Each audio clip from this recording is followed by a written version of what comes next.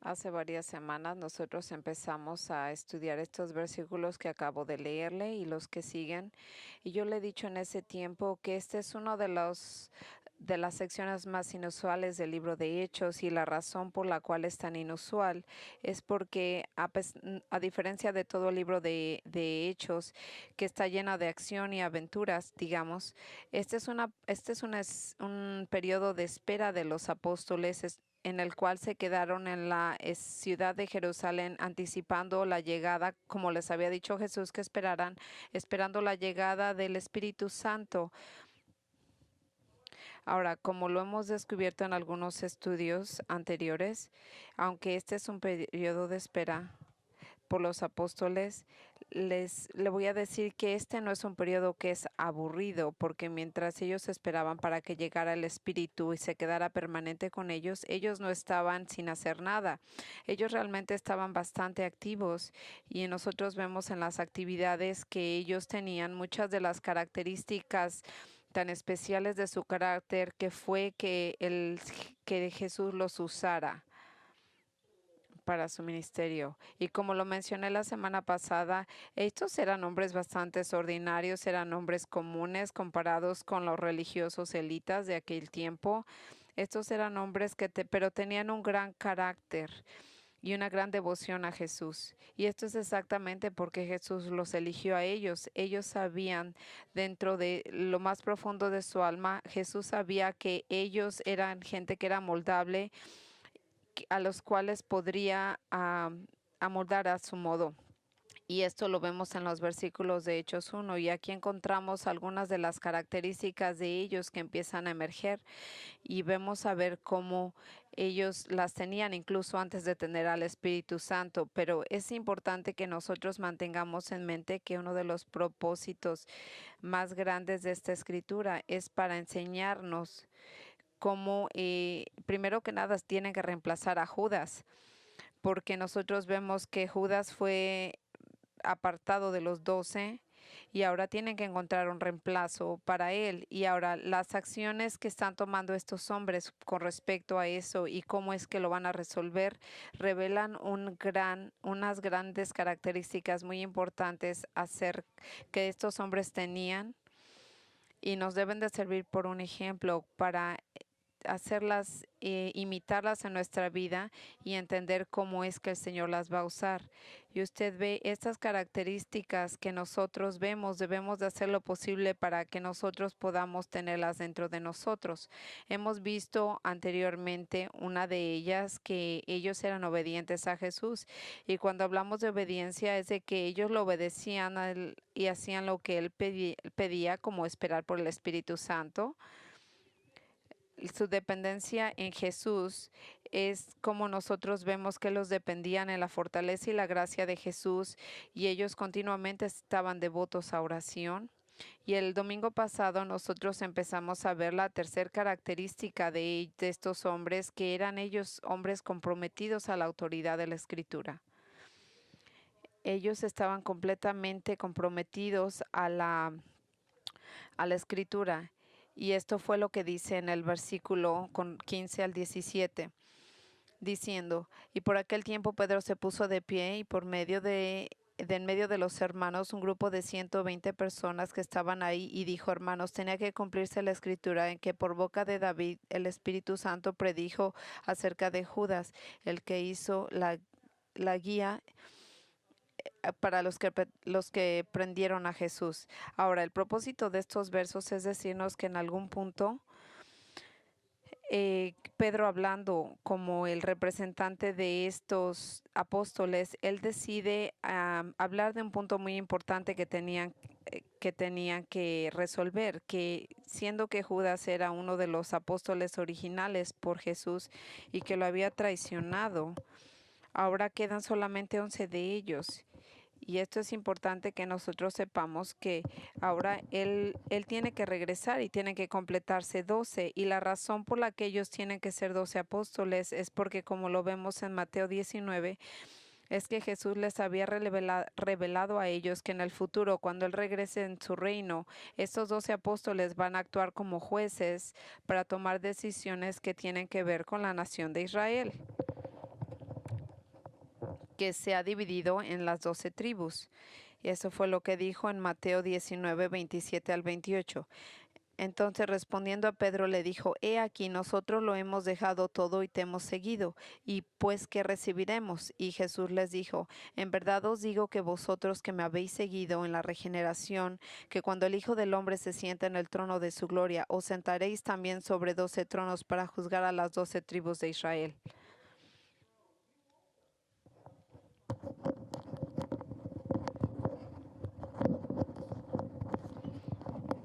Ahora, usted ve cómo Jesús está hablando de las 12 tribus que estarían en ese momento y que los apóstoles van a ser los que van a dominar y gobernar sobre esas 12 tribus. Pero ahora, lo que es importante que usted entienda es de que ahora le quedan solamente 11.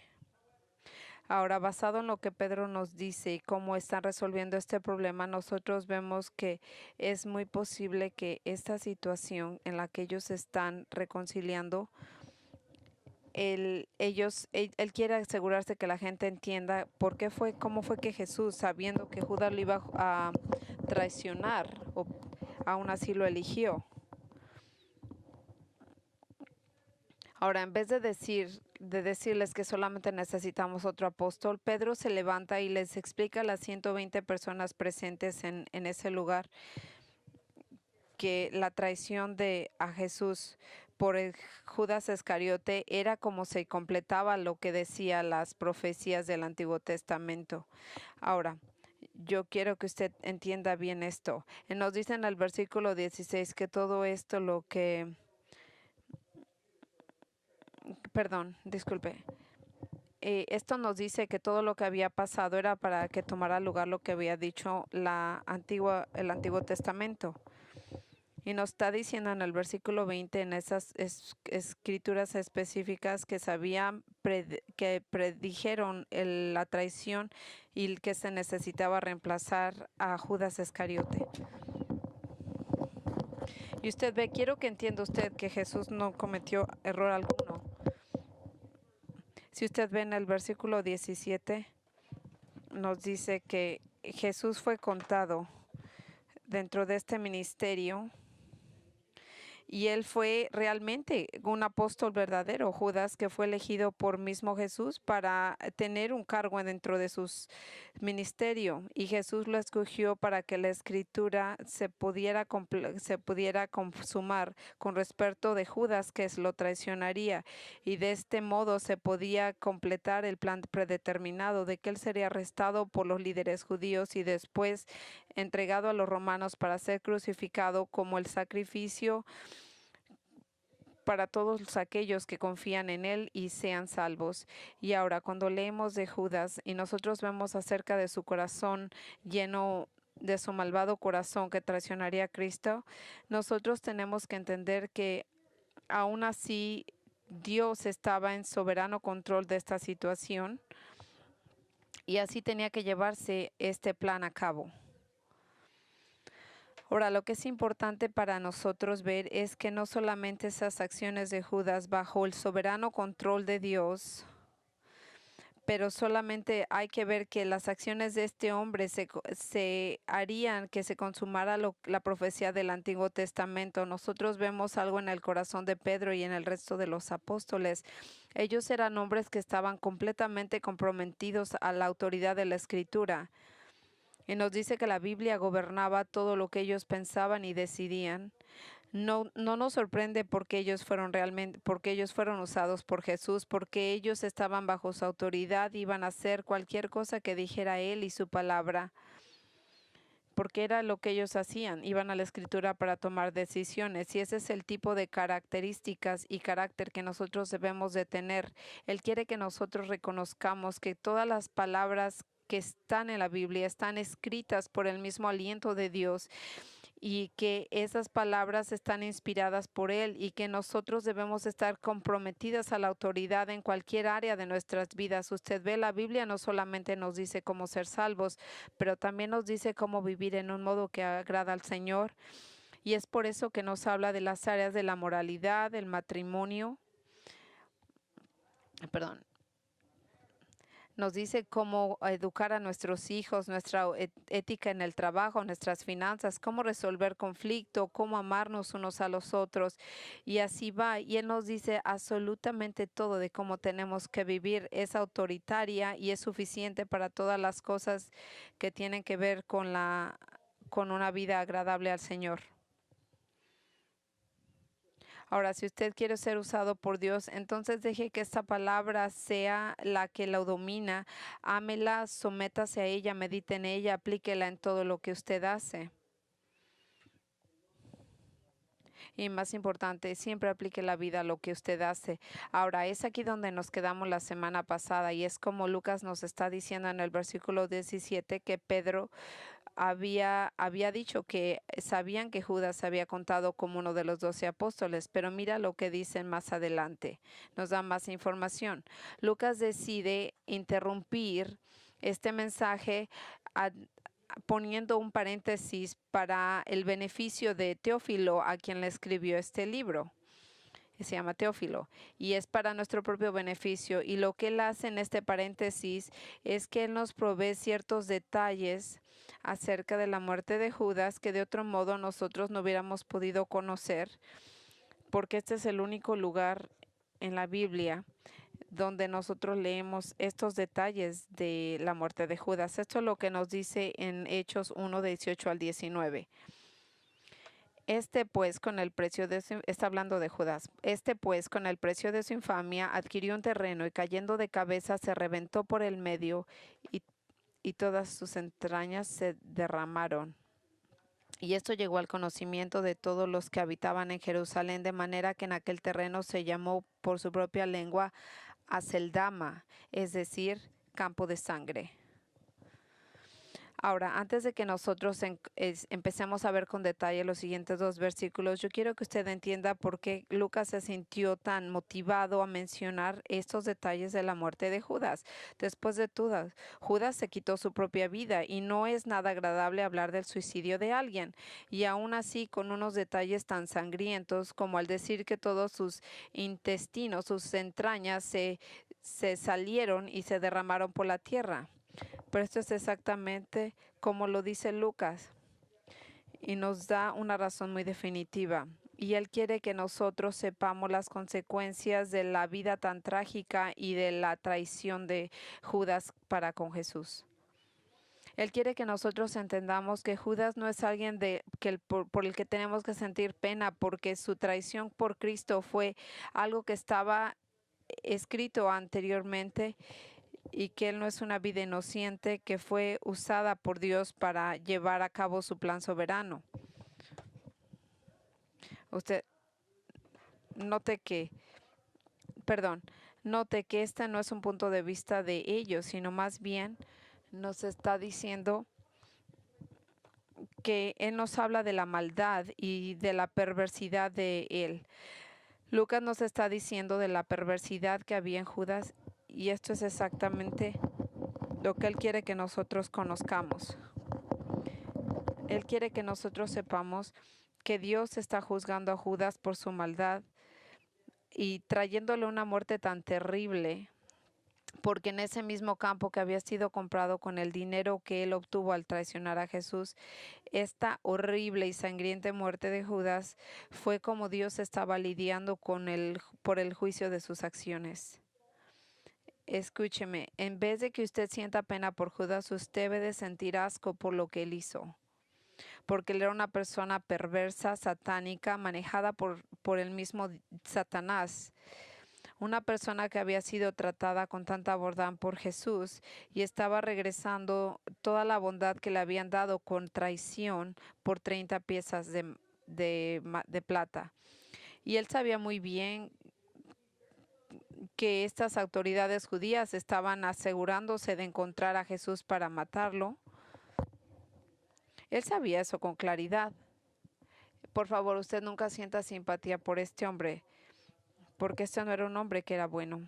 Escuche, incluso John Calvin, que es una de las personas que habla de la doctrina de la soberanía de Dios, él reconoce que lo que hizo Judas era solamente la perversidad de su corazón y que aún así Dios no lo obligó a que hiciera nada de lo que hizo. Él lo hizo bajo su propia acción. Él dice, Judas no puede ser disculpado pensando que él fue la víctima de la profecía, sino más bien que él fue la persona, él lo tuvo que hacer porque dijo la profecía. Él lo hizo lo que hizo por la misma maldad de su corazón. Y usted ve al traicionar a Jesucristo, Lucas nos dice que él fue y se suicidó, pero esa era una sentencia divina por lo que él hizo. Mire el versículo 18 y 19. Y mire, déjame le diga lo que dice. El dinero que fue dado a él por las autoridades judías para que los llevaran a Jesucristo, nos dice que Judas tomó ese dinero y compró un pedazo de tierra o un campo, y en esa misma tierra fue donde él cometió este terrible suicidio que lo llevó a que se cayera de cabeza y que después sus intestinos se derramaran por toda la tierra. En adición, Lucas nos dice que lo que pasó a Judas fue conocido por todos los que vivían ahí, y como resultado de eso, ellos llamaron a esa tierra Seldama, que quiere decir el campo de sangre. Ahora, lo que es interesante acerca de la descripción de Lucas de la muerte es que hay diferencias en lo que pasó aquí, de acuerdo.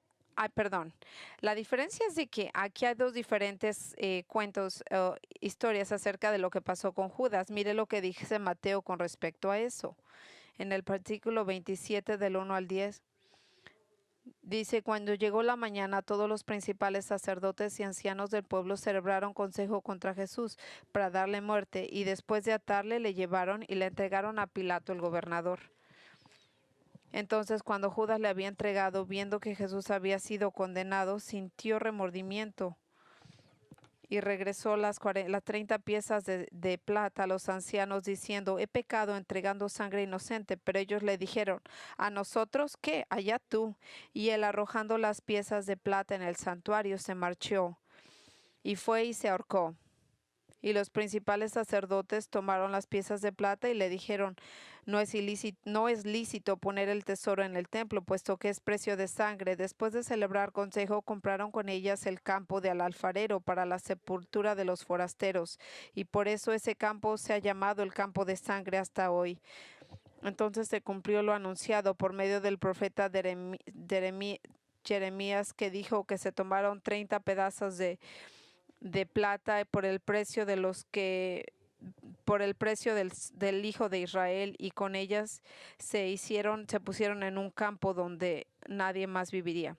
Ahora, de acuerdo a lo que dice Mateo, cómo nos dice que Judas murió ahorcándose en un campo en el que él se había suicidado, había sido comprado por los sacerdotes con las 30 monedas de plata. Pero Lucas nos dice que él murió cuando él cayó de cabeza y sus intestinos se derramaron por todo el campo, y que fue Judas el que compró el campo donde él murió. Entonces, ¿por qué parecen tan diferentes estas dos historias del mismo acontecimiento? Bueno, yo quiero decirle que a pesar de que parecen en cierto modo contradictorias porque son tan diferentes, no hay contradicción, porque nunca hay contradicción en lo que dice la palabra del Señor. En efecto, estos dos hechos que nos están hablando son realmente fáciles de reconciliar. Primero que nada, usted ve quién compró el campo cuando Judas murió. Es una explicación bastante básica, porque fue comprada por los sacerdotes con el dinero, las 30 piezas de plata que pertenecían legalmente a Judas, porque era dinero de sangre, por lo cual ellos no se lo querían quedar. Ahora, asimismo, como el dinero era de Judas legalmente, entonces decimos que realmente el campo pertenecía a Judas. Y Lucas está absolutamente correcto al decir que el campo fue comprado por Judas. incluso cuando fueron los sacerdotes los que hicieron los arreglos para comprarlo. Segundamente, con respecto a la muerte de Judas, no es muy difícil de reconciliar lo que Mateo y Lucas dicen, porque tal parecería que al cometer suicidio, al ahorcarse, colgándose de la rama de un árbol que estaba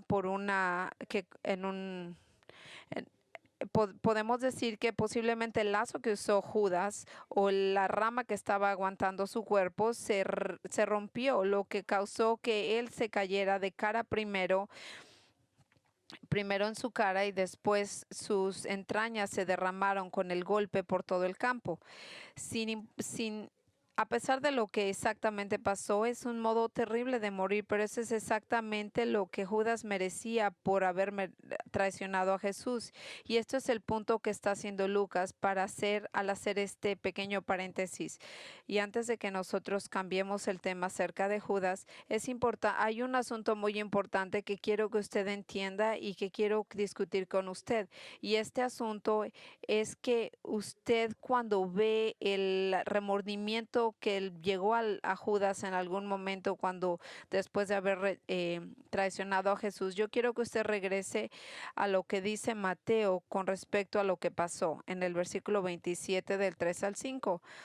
Entonces Judas, el que había entregado, viendo que Jesús había sido condenado, sintió remordimiento y devolvió las 30 piezas de plata a los principales sacerdotes y a los ancianos, diciendo: he entregado sangre inocente. Y ellos le dijeron: ¿a nosotros qué? Allá tú. Y él, arrojando las piezas de plata en el santuario, se marchó y fue y se ahorcó. Ahora, lo que yo quiero que usted entienda claramente es por qué Judas reaccionó de este modo. Y es bastante relevante para nosotros saber, porque ninguno de nosotros ha cometido un pecado tan terrible como lo hizo Judas, de traicionar a Jesús, pero es como Judas reaccionó a su pecado, es bastante pertinente y bastante instructivo para nosotros. Usted ve, aparentemente Judas estaba en una proximidad cercana a lo que estaba pasando con Jesús cuando lo estaban juzgando, que él tuvo la oportunidad de ver cómo él fue sentenciado a muerte por los judíos, por los líderes judíos, y posiblemente él estaba en el patio de la parte de abajo, o él viendo lo que estaba pasando, o posiblemente él estaba en la misma casa de Caifás, el alto sacerdote, viendo lo que estaba pasando. Pero donde fuera que él estuviera, sabemos que él estaba lo suficientemente cerca para ver, como nos lo dice Mateo, viendo a Jesús siendo condenado, y ahora estaba en camino a ser entregado a Pilatos y a las autoridades romanos. Y usted ve, cuando él ve que Jesús está siendo llevado como un hombre condenado, maltratado, golpeado, que le habían escupido, con su propia sangre derramándose por su cara. Entonces, por la primera vez, Judas sintió el peso completo de su culpabilidad por lo que estaba pasando. Judas se sintió tan mal por lo que había hecho, traicionándolo por 30 piezas de plata, que él ofrece regresarle el dinero a los sacerdotes para poder alivianar el peso en su conciencia. Ahora, la razón que es importante para que nosotros entendamos que estas acciones de Judas es porque alguien puede pensar que cuando él está actuando como un modo con remordimiento por su traición, es algo que podemos sentir pena por él, porque también vimos, por ejemplo, que Pedro negó a Dios y después se arrepintió. Pero usted ve, Pedro se hizo un hombre diferente y cambió después de ese acto. Si uno puede tomar esta conclusión de que el comportamiento de Judas fue algo positivo cuando él sintió remordimiento, algo que usted debe de entender, que no podría minimizar el pecado de Judas, porque usted puede minimizar su propio pecado, que lo único que tiene que hacer uno es, para cuando uno peca, es sentir remordimiento, sentirse mal por lo que uno hizo, y eso es todo lo que necesitamos. Pero no, nada puede estar más apartado de la verdad.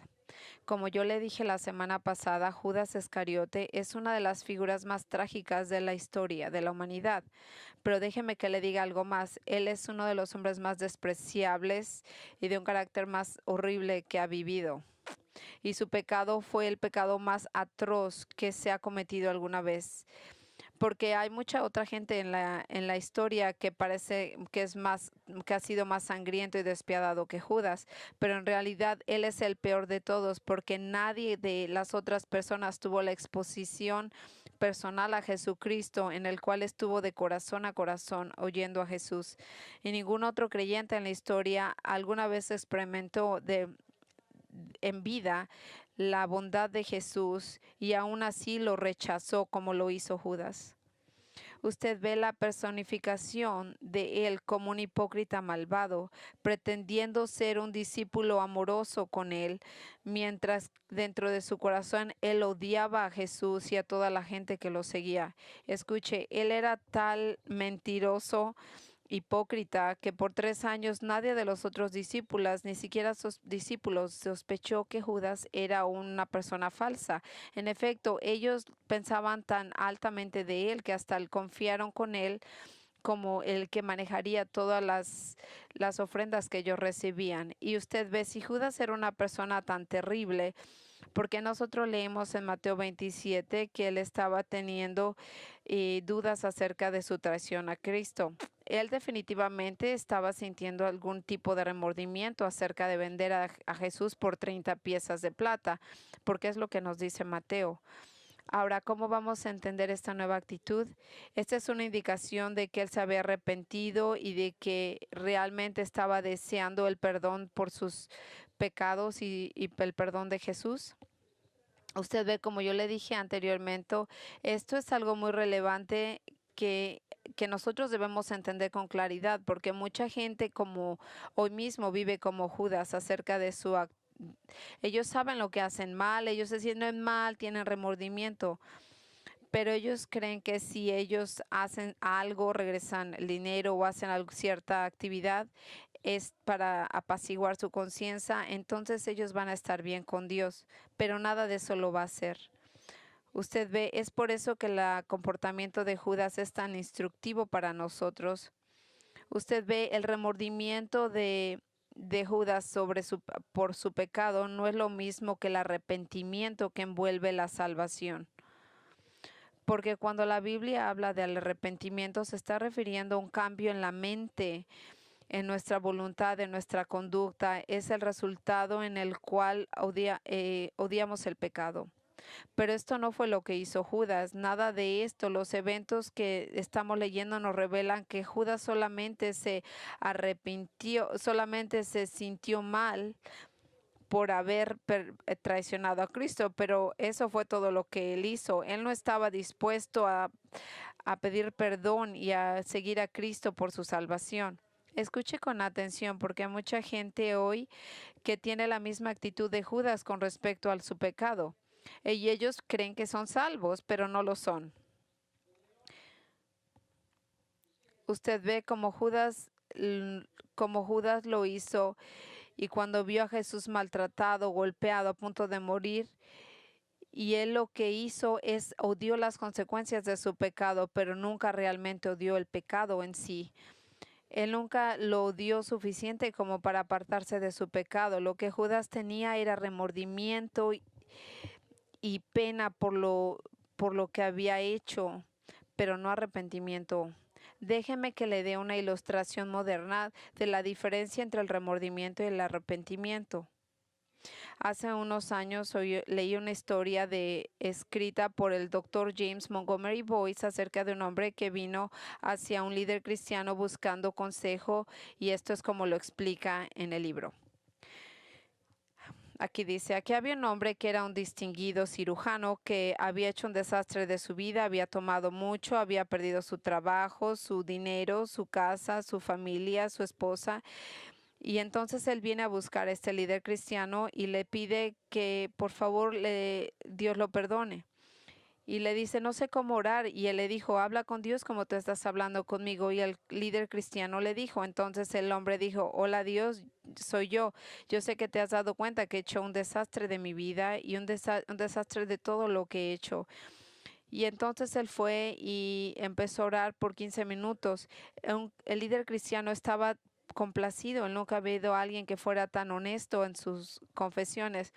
Pero de momento el hombre paró. ¿Y qué hago ahora?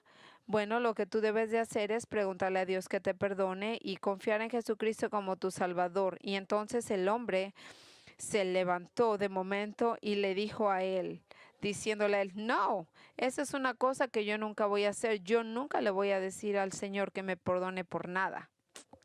Ahora, este hombre es casi como Judas. Es un hombre que reconoce su pecado, que se siente mal por su pecado y las consecuencias del mismo, y que se siente perdido, pero el resultado de su actitud destructiva, y siente remordimiento sobre lo que ha pasado, pero él no siente el arrepentimiento verdadero. Porque si él hubiera ido y buscado a Jesucristo por el perdón, pero en lugar de eso, él lo rechazó. Esto es lo mismo que pasó con Judas. Judas no estaba interesado en cambiar su pecado y a buscar a Cristo por el perdón. Escuche lo que si Judas hubiera querido realmente estar arrepentido, entonces él hubiera corrido a Jesús y diciéndole a él que lo perdonara, en vez de regresar con los sacerdotes a regresarle su dinero. Ahora, lo que yo quiero decirle es que el arrepentimiento verdadero parece y luce así. Escuche cómo el rey David habló de lo que es un arrepentimiento verdadero cuando él habló de su arrepentimiento por el sin con Betsabé, en el cual le dice, perdón,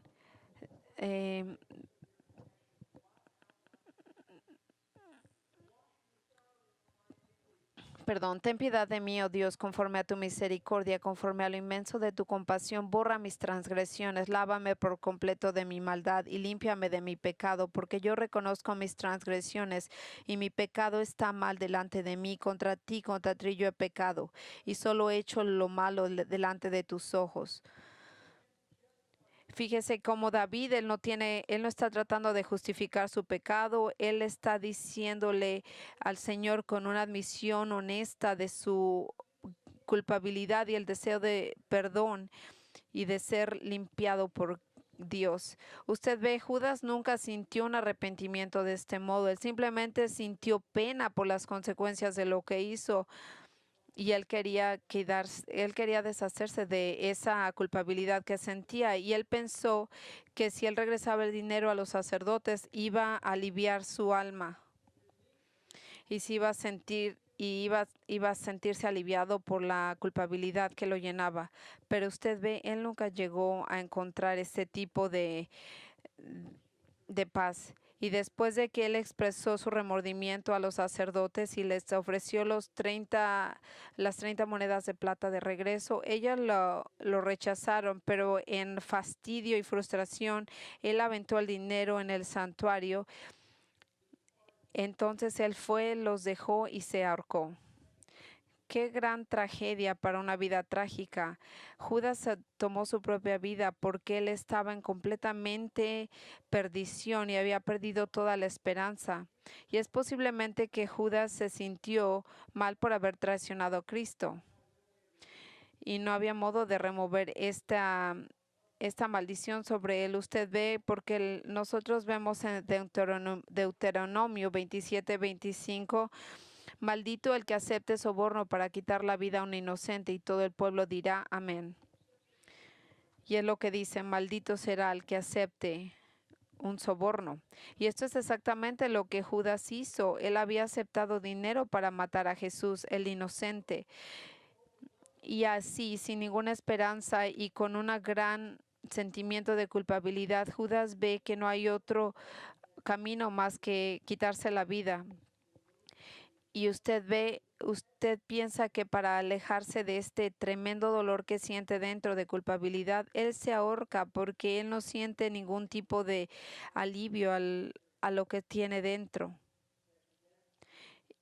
Y después de la muerte, Judas se fue al mismo infierno. pero él no se fue al infierno porque él se suicidó, aunque yo le voy a decir, el suicidio no es nada no es agradable, es asesinato. Nadie va al infierno porque se quita la vida, pero Judas fue al infierno porque él era un hombre perdido, un pecador perdido que nunca confió en Jesucristo, y él tuvo muchas oportunidades de hacer esto. Y yo quiero compartir todo esto con usted para que usted entienda que usted no es como Judas, un hipócrita cristiano, un hipócrita pretendiendo ser cristiano, que dentro de su corazón usted realmente odia a Dios y todo lo que Él requiere de usted, y que el único amor que usted tiene es a sí mismo y a su búsqueda del placer en su carne. Y esto puede ser realidad para usted.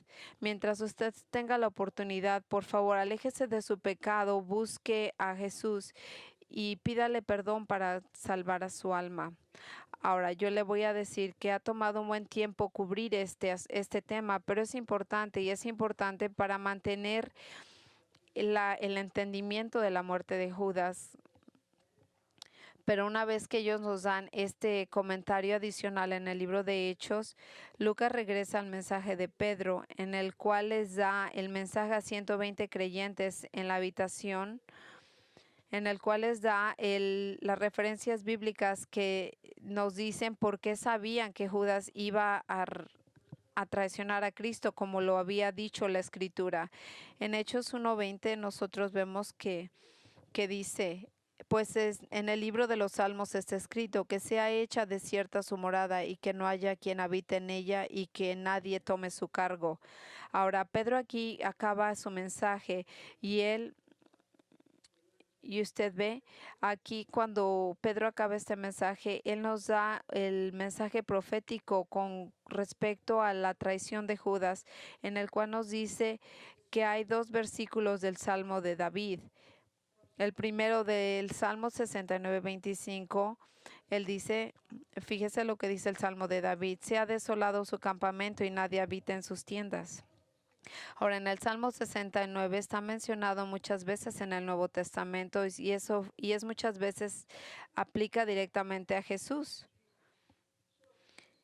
por lo cual decimos que este es un salmo mesiánico que habla específicamente de Cristo sufriendo y de su muerte, y nos da una descripción muy gráfica de cómo sus enemigos lo odiaban, le insultarían sin causa alguna, y cómo él, como el Mesías, él va a hacer lo que tiene que hacer por la casa del Señor. Y esto es lo que vemos en el versículo 25. También vemos en el versículo 25 cuando lo que dice Pedro: oímos que aquel que está sufriendo y cómo tiene esa maldición sobre sus enemigos, y cómo va a hacer que esta tierra sea desolada y que nunca nadie habite en ella. Él dice que el lugar sea desolado y un campamento y nadie nunca habite en ellas. Ahora Pedro viene aquí y aplica esta maldición, este juicio divino sobre Judas, y esto es exactamente lo que pasó. Usted ve, exactamente de ese modo se hizo. La muerte de Judas se experimentó, hizo que el campo donde él murió fuera comprado y se quedara desolado, y nadie más vivió en esa propiedad. Y nunca volvió a vivir nadie ahí. En efecto, yo le voy a decir que un tiempo que yo viví que viajé en Israel, esa propiedad sigue vacía. Y le voy a decir que Mateo nos dice que en esa propiedad que Judas compró y que era de la que fue dueño, es un cementerio. Y como nos dice que lo que decía el Antiguo Testamento fue perfectamente llevado a cabo. En el segundo salmo que vemos es en el Salmo 109:8, en el cual nos dice: deje que otro hombre tome su cargo. Y una vez más está hablando del salmo en el cual los enemigos de Dios van a ser juzgados, cuando nos dice que otro hombre va a tener que tomar su posición dentro de los apóstoles. Y esto habla del asunto de Judas Iscariote, cuando él, por traicionar a Cristo, niega la posición como apóstol. Y usted ve lo que Pedro está haciendo aquí, está diciendo que la escritura estaba consumada, no solamente por la traición de Judas, pero también porque estaba la predicción de que estaría ese cargo que él tenía como apóstol vacante y otro hombre tendría que venir a tomar ese lugar. Y esto es exactamente cuando usted ve las siguientes palabras de la boca de Pedro, dice exactamente de lo que estamos hablando, como él nos está hablando de que tenían que encontrar un reemplazo para la persona que completaría los 12 apóstoles. Es muy importante que entendamos que nosotros cuando ya no está Judas, como la escritura predijo que de la muerte de Judas tendría que ser que por medio de su tradición alguien te iba a tener que venir y llenar ese lugar de apóstol. Y ese fue que cuando nosotros vemos cuando el apóstol Santiago fue asesinado, más adelante el apóstol Santiago fue asesinado, pero nadie hace nada para tratar de reemplazarlo, porque ya habían encontrado a los 12 apóstoles. Y cuando vemos que al remover a Judas deja esa posición abierta, y usted va a ver que la próxima vez que hablemos de esto, esa posición va a estar llena. Pero con respecto a toda esta información, con respecto a Judas, lo que yo no quiero que usted pierda es que usted se da cuenta de que el problema, de que usted entienda que la autoridad en la Biblia es única. Yo le quiero recordar cómo él habla en el versículo 16, es que las escrituras tienen que ser completadas, consumadas. Y en el versículo 20, él nos da una aserción de cómo la escritura tiene que ser consumada cuando él habla de 2 versos de los salmos y dice porque está escrito, lo que quiere decir que es algo que la palabra de Dios es autoritativa y que asimismo tiene que ser completada.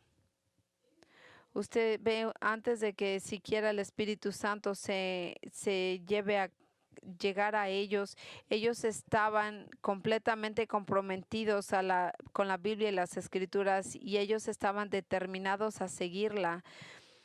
Y la primera acción que ellos tomaron con respecto después de que Jesús se fue es elegir un nuevo apóstol que reemplazara a Judas y ellos guiaron sus acciones por medio de la Escritura.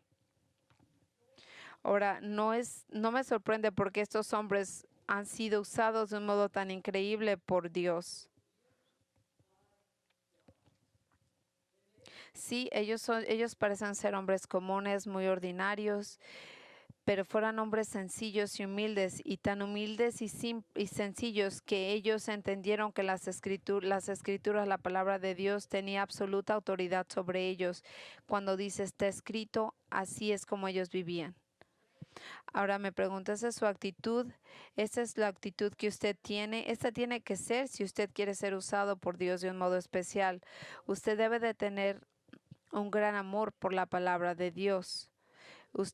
Que usted obedece y que la palabra de Dios es la que manda en cualquier aspecto de su vida y que usted puede venir bajo la autoridad de la escritura y quedarse y obedecerla. Asegúrese que usted no es como Judas. Asegúrese que usted no es una persona que solamente tiene remordimiento y arrepentimiento por las consecuencias, no por su pecado. Piense y estudie lo que usted hace. ¿Usted siente el odio por las consecuencias o realmente por su pecado? Si usted se siente mal por haber violado la santidad de Dios con su pecado, y si es eso, entonces venga. Si usted siente que en su corazón es como Judas, deje eso atrás, venga a los pies de Dios antes de que sea demasiado tarde. Y al cerrar este servicio, yo quiero recordarle una vez más que usted se dé cuenta que tenemos ancianos de aquí de la iglesia. Si usted tiene alguna pregunta, si quiere hablar con alguien, este es un tiempo de decisiones, así que vamos a orar juntos.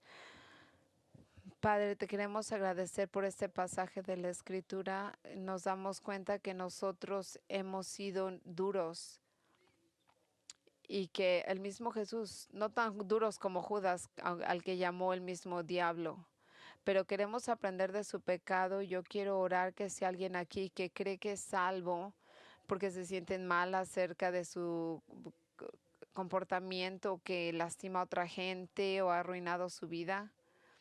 Yo te pido, Padre, que si es todo lo que ellos se sienten, es remordimiento, que los traigas al arrepentimiento, que se den cuenta de su problema y de su problema al decidir, y que ellos puedan ser como David, el cual le pidió al Señor que lo limpiara, que él no le culpó a nadie, él no disculpó su pecado y no justificó sus acciones, sino más bien él tomó responsabilidad. Yo te pido, Padre, que nos ayudes a ser honestos, a no ser hipócritas, a no pretender que nosotros te amamos cuando realmente te odiamos con nuestras acciones. Yo te quiero pedir que traigas a todos nosotros. Yo te quiero pedir que nosotros vivamos bajo la autoridad de Jesús. Y es así cuando nosotros debemos de vivir, que nosotros debamos entender que esté escrito y que las escrituras sea donde encontramos la respuesta para todas las cosas de la vida, aunque a veces suena que parece que es algo anticuado lo que dice la Biblia, que nosotros entendamos que es eterna y que siempre es válida y fuerte y verdadera. Y te pedimos por todo esto en nombre de Jesucristo. Usted se puede ir y esperamos verlo esta noche para la oración.